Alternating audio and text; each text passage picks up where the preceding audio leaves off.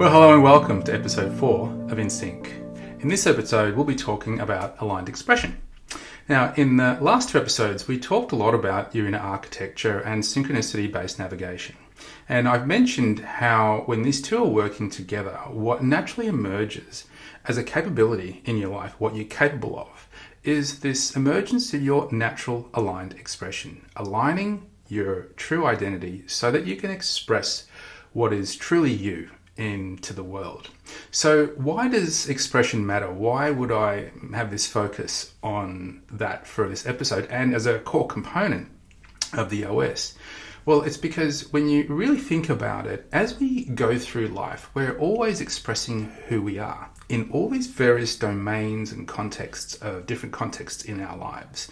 The way we express who we are as professionals in our careers or our businesses, we're expressing who we are in our intimate relationships, we're expressing who we are in our personal relationships as well, and also in terms of how we like to create and socialize and all that kind of thing. So every day we're expressing who we are, we're expressing our identities. So the only question then becomes, well, whose identity am I expressing every day? Am I expressing this conditioned identity that perhaps wasn't mine, that I didn't choose, that was raised and conditioned by society, my parents, etc.? Or am I expressing a true identity, the one that is really truly me? And that question will depend on how you were conditioned. Were you conditioned more in alignment with who you really are as you grew up, or were you conditioned to be more out of alignment? And that will be different from person to person. So what I've experienced is that whether you're expressing a more conditioned or a more aligned identity as you're going through life each day, your results can differ. And if you are expressing more of a conditioned identity that over time may feel less and less authentic, you may experience a lot more friction versus flow. And it's this idea that when we're expressing ourselves through a conditioned identity, we will tend to experience more friction in our lives. Things tend to not work as well. Whereas if we're expressing a more authentic identity, we'll find that life begins to flow a lot more. Our opportunities and path will begin to reveal itself more and more, and things begin to fall into place. I'm a big believer in that we're born whole, as I've mentioned before, and that means we have everything within us that allows us to experience everything we're searching for in life, including money, connections, friends, family, health and wellness. All these things are within us, and the process of individuation that I've discussed in the previous episodes support that, right? So it's about connecting to that so that things flow more in our life. So they will be two different, very, very different results in our lives. If we're operating from a conditioned versus an aligned identity, the results may end up being very, very different. So in a word, it could feel like, with a conditioned identity, sometimes it can feel like we're pushing shit uphill, right? Versus, some natural currents that are taking us down a river towards our destination. Now, our aligned expression is what naturally emerges when both of the components from the previous episodes are working together, our inner architecture and our synchronicity-based navigation working together. But what I wanted to mention in this episode to you is that there's no real prescription for how this shows up, right? This is yours to discover. Your natural path is one that's uniquely yours. So while I don't offer a rigid prescription for this, I do have a framework that supports it. So as you're noticing a deeper connection with who you really are and you start to see more and more of that emerging and showing up in your life, it may be useful to have a nice framework to support that. And therefore it's your choice whether you want to use it or not. So before we get stuck into it and I start to share that framework with you, I'd like to share the story about how this came about. So it was 2019 and I had just gone through the most difficult period of my life, and I had gone through this period of about 18 months where my marriage had come to an end in the US, and my ex-partner and I had separated, And that came after I'd lost my sister who committed suicide.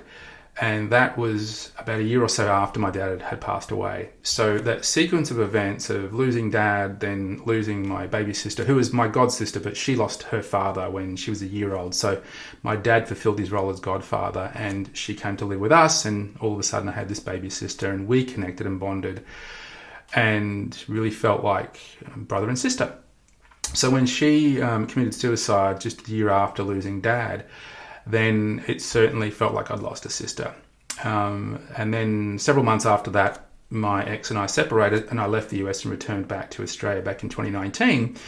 And of course, after going through such a difficult period with, all these major events, all these major challenges, these major losses occurring in such a short period of time, I was going through some deep pain and asking some very deep questions about my life and where I was going. So I returned home at that point to Australia. It made sense. My mum was here still having a hard time with having lost my dad and my sister, who she helped to raise as well. And therefore my mum needed my help, and it made sense to return home, and we kind of supported each other through this difficult period that we were going through.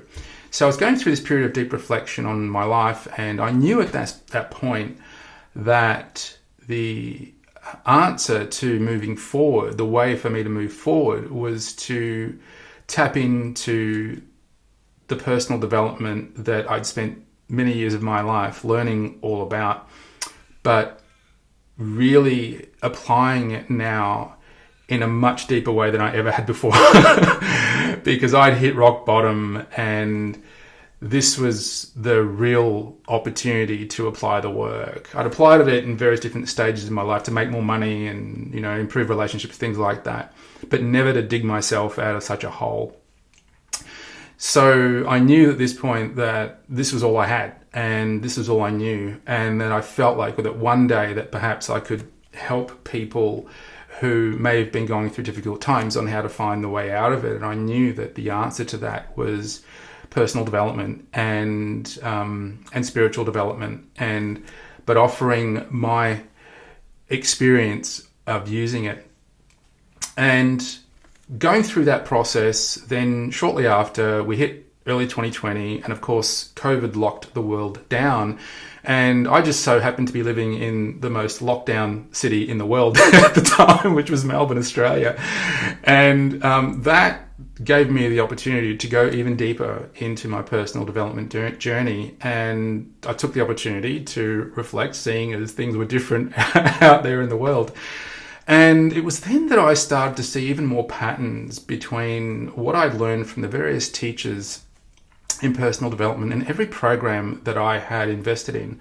And I invested quite a lot. I had invested, when I did the calculation, I got Excel out and did all the calculations, traced back through my history, and I'd spent over $500,000 in my personal development journey over a quarter of a century, which is easy to do when you look at the cost of some of these programs and then add on, flights and hotels and all that kind of thing. You can easily spend 10 or 20 grand a pop on one event. And I was doing a hell of a lot more than that. I was doing on average 6 to 8 a year over a very long period of time. So I started to recognize these patterns that I was seeing being taught in the various different programs that would always start with you going into the program, having some idea of what you wanted to get out of the program, and what vision you had for your life that you're working towards, or what goals that you were looking to achieve. And therefore, you needed to have some kind of vision or some kind of idea of what you wanted to achieve. And then as I started sort of reflecting back, I started noticing more and more that the best teachers would often ask a question in their programs around, who do you need to become in order to achieve what it is that you're looking for? And whenever you start asking questions like that, you're asking questions of your identity. So it became clear that one of the keys to experiencing what we want to in life is being able to transform our identity into the person who is aligned to what it is that we're trying to achieve. Makes sense, right?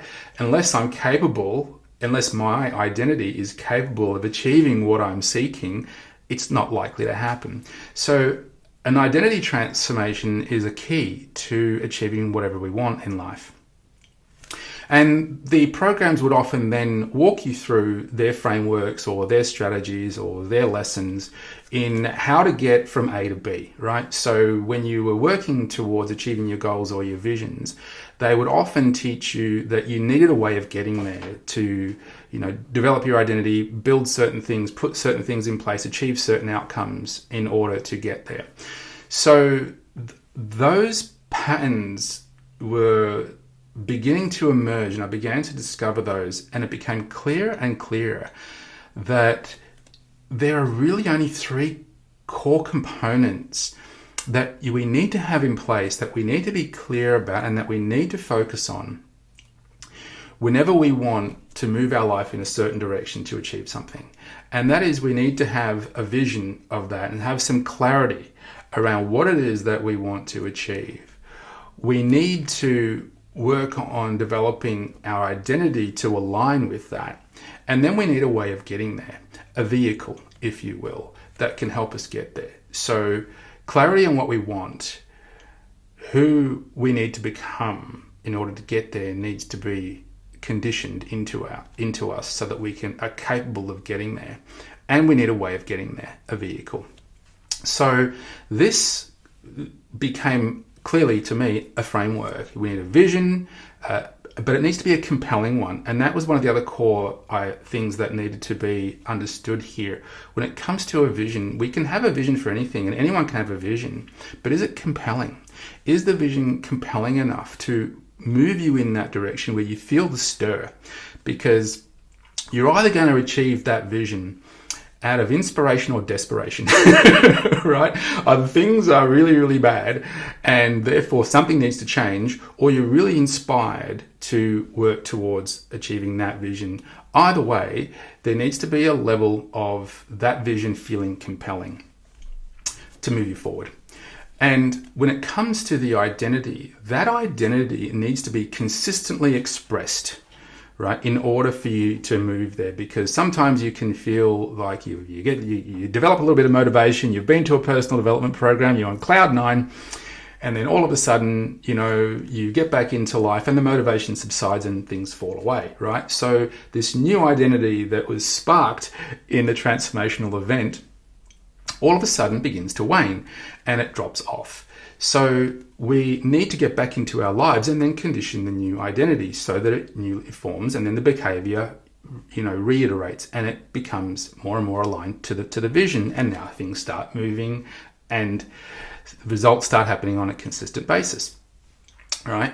And then when it comes to that vehicle, you ideally have a vehicle that's congruent with your vision and your identity, one that feels harmoniously aligned to who you truly are.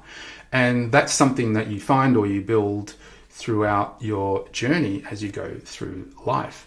So when I began to see that, I then started validating it and testing it through the different various domains of our lives, and I just found that more and more it held true. And that was when I created the Dream Creation Framework. And I was also able to validate it through the period during that lockdown in COVID, where I reread one of the very first books that I ever read in personal development, called Think and Grow Rich by Napoleon Hill. You may have heard of it. Considered by many personal development experts to be one of the Bibles of personal development, because it has a lot of the core lessons that are still taught today in a lot of personal development programs.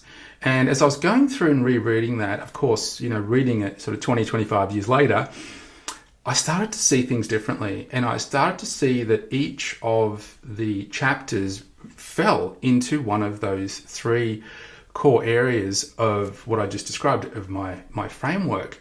And I then realized that, Napoleon Hill was teaching this all along. It just wasn't taught in that way, and he probably didn't realize it, that there were those three components either.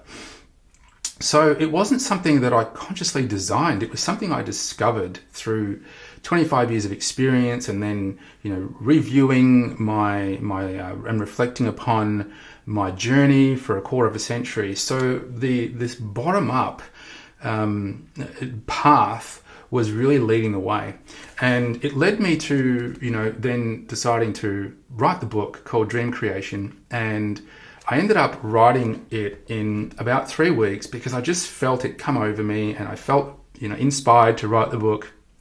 And it took me about 3 weeks. I just sat down, and every day I wrote 2,000 to 2,500 words, and before I knew it, I had the book ready to publish.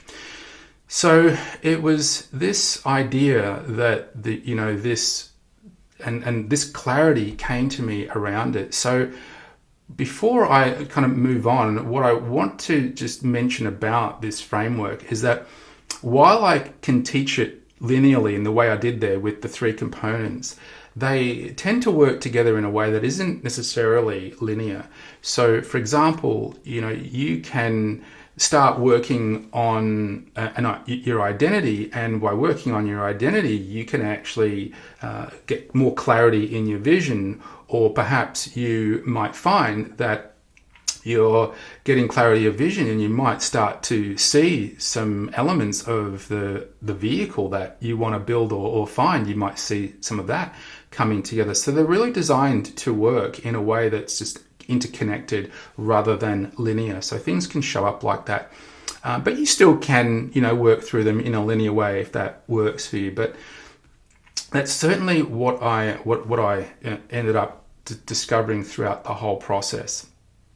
Now, when it comes to each of these components, obviously we want a vision, but unless we cultivate the vision by, consistently showing up and holding that vision in our minds, life can pull us away from that quite easily. And so we want to put some intention and some focused effort onto that vision and cultivating it.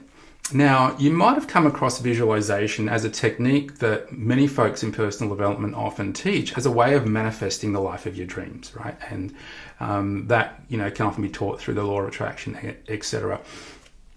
But what I've come across is that a more aligned approach is one that I discovered several years ago through a gentleman called Michael Bernard Beckwith. And if you've heard of him, he appeared as one of the teachers in the movie The Secret that came out in around 2006, 2007. And he talked about this process called visioning, which is similar to visualization, but the core difference is that with visualization, it can be something you use from your conditioned identity, right? So typically you're visualizing something, but how do you know if what you've chosen to visualize is actually coming from a deeper part of you or a conditioned part of you? And therefore, how do you know if you're visualizing someone else's dream, someone else's vision for their life, and how do you know whether it's truly yours? So Beckwith came up with this process called visioning that he discovered through his journey, which was all around inviting you to invite your highest vision from your greater self, your higher self, whatever you want to call that. But that higher part of you that knows, right? That knows what it wants for you so that you can experience everything, because that higher and greater part of you has your life, and it has a vision for your life, and it knows everything that's going to actually give you what you're looking for to feel fulfilled in your life. So he taught this process where you invite that vision to emerge through you naturally, and then you receive it. And therefore, that can become an input, a technique that can provide you input into discovering your vision in a compelling way that's aligned and authentic to your higher self and who you really are. And that's a great process, and I think it was something I learned a lot from, and I played around with it for a while. But what I love about the OS, love about the InSync OS, is it gives us a really structured way of discovering that core input of the vision into the framework that I've just shared with you. Because through synchronicity-based navigation, that teaches us how to align deeply to our inner architecture and that archetypal layer where our bottom-up identity comes from, then that can, in a much more structured way, reveal our true vision for our life and that true compelling vision for our life, and therefore becomes one that can drive us towards our vision in a way that feels like more inspiration driving it rather than desperation, right? So visioning can therefore be a driving force for nurturing and cultivating our vision in our life. So that leads us then to our identity and developing this idea of a consistent identity. And it reminds me of something I learned many years ago from Tony Robbins in one of the earlier programs that I did. And he would always talk about how our identity is the most powerful force in our psychology. And he often talked about how our psychology, leads to us experiencing the majority of our results in our lives. So there was this huge focus on identity as being this really powerful force. But as I mentioned before, the more consistently that true identity shows up, the more it's going to move you in the direction of the things that you really are looking for in your life. So what I then went on to discover when I was learning a lot about neuroscience and neuroplasticity is that our brains are set up. So what we now know from neuroscience is that our brains have this neuroplasticity property to them in that they're able to constantly expand and grow and create new connections regardless of our age or stage in life. So we can, through new experiences, we can develop new neural connections that create new wiring in our brains that create new thoughts and new skills and also new identities. So through this process of discovering new experiences, we actually can rewire our brains and therefore rewire our new identities. And that's where the more, physiological component of transformation of our identity comes into play. So we know that 95% of our success in life and achieving the results that we want comes from our habits and not from our goals. So what I love about this is that what we're doing when we're conditioning a new identity is we're actually conditioning new habits of thought, feelings, and actions. And if you remember what we learned from inner architecture and synchronicity-based navigation, that's exactly what's happening here when we tune in to our bottom-up identity. It's just that we don't have to force a lot of those actions. They're revealed to us as we connect more and more and attune more and more to the deepest layers of our inner architecture and allow it to form naturally. So now what tends to happen as we're listening to and following our bottom-up identities is new experiences are revealing themselves to us and giving us more opportunities to create these new identities, rewire our brains towards new results and a new future that can give us all the things that we're looking for in our life. So this bottom-up identity that I shared in our inner architecture and showed how synchronicity-based navigation is working with that bottom layer as well, is that it's allowing us to establish a new set of habits that can then give us a far greater chance of experiencing everything we want. So the driving force with creating a new consistent identity is our habits from a bottom-up approach that allows this new identity to emerge because it's really who we truly are, rather than controlling and creating a new identity in a more manufactured way. So we want to allow it to emerge much more naturally. So that brings us to the final component of this framework, which is all about our vehicle. Now, as I mentioned before, our vehicle represents a way of getting there, right? A way of getting to our ideal vision in life. And therefore, our vehicle can help us find what will naturally bring us towards that. Now, that reminds me of one of the things that Napoleon Hill taught in his book, Think and Grow Rich, which was all about the mastermind. And what the mastermind is it's when you have two or more people bringing knowledge and effort to work towards fulfilling a common purpose. So when you think about the various domains in your life, whether it be work or business or even your intimate relationships, what we're often doing to help us achieve whatever it is that we want is we're often working with other people here, whether it be in a partnership or a peer group or a community, and even in an intimate relationship where we have a partner with us, then that's two or more people working together harmoniously for a common purpose. So it's this idea that as we're, working towards building a vehicle or finding a vehicle, we can look out for what is the ideal mastermind, if you will, that can support me in my journey to experiencing everything I want in life.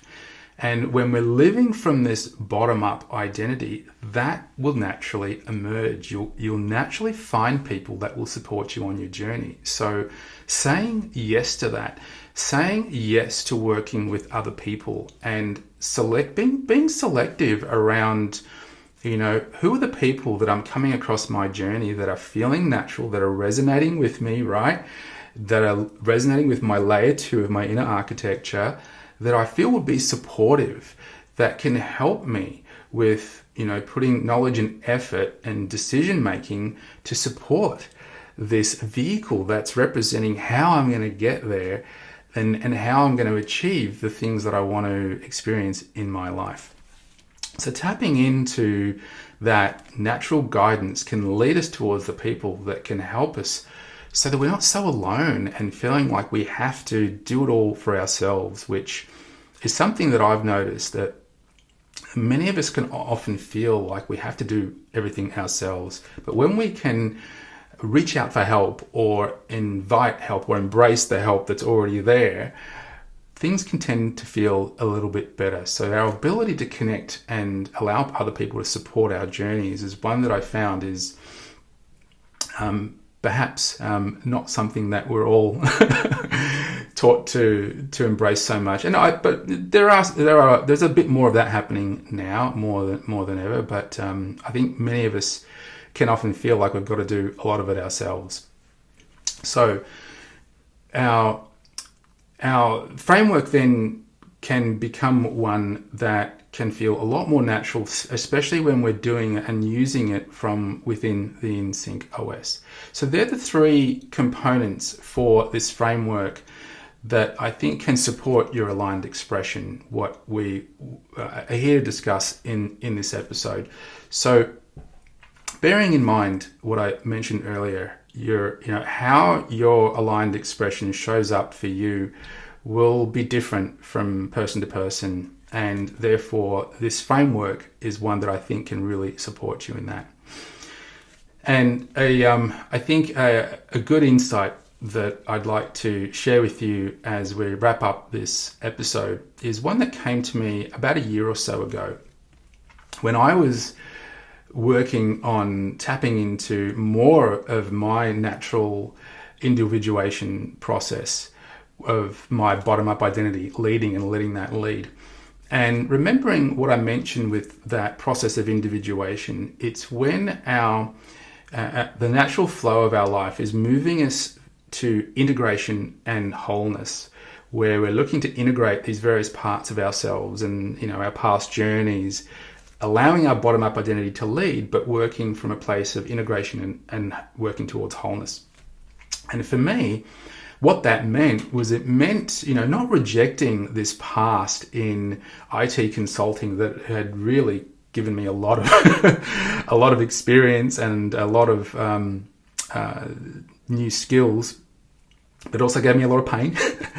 But what I realized is that technology and human beings are actually a lot closer aligned than what we may think. We can look at technology as these real cold, rigid things that have no life to them, but we can see how they're actually very deeply aligned to who we are as human beings. So I began to realize that we as human beings have actually created technology in the likeness of ourselves, right? Technology has a lot of programming. We grow up being programmed.